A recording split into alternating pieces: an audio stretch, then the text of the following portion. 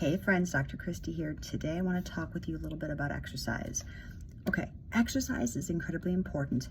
However, we have to do it just right for you and your body to get the optimal results from what you're trying to accomplish.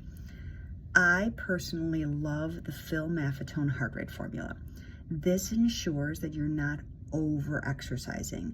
Under exercising, big problem too, don't get me wrong, we all need to be moving our bodies more.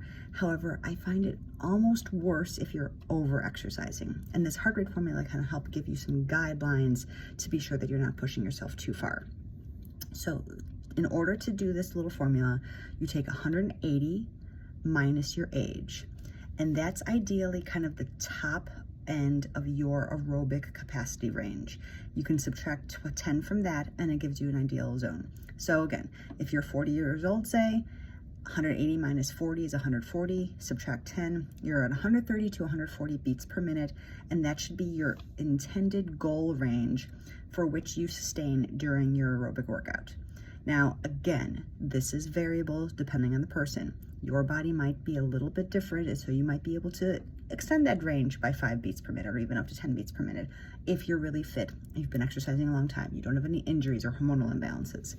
However, if you have been just coming off a massive injury, just coming off of childbirth, just coming off of surgery or something, you may want to be on the lower end of this range. So taking a couple beats per minute off of this, I would rather you always start slow. You can always improve the other direction.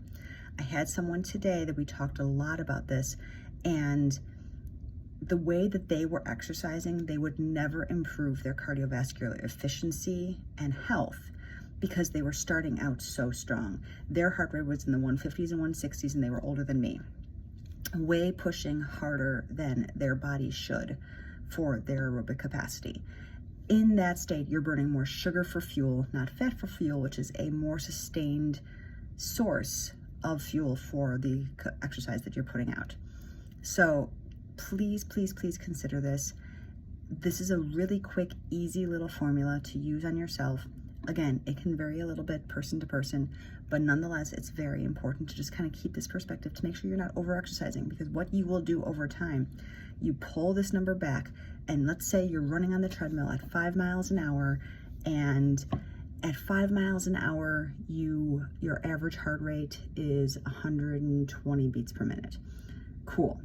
Then, in another 6 months from now, you can run at 5 miles per hour and your heart rate might be 110 beats per minute, and so on and so forth. So you're going to improve your efficiency over time by scaling back just a little bit and giving your body some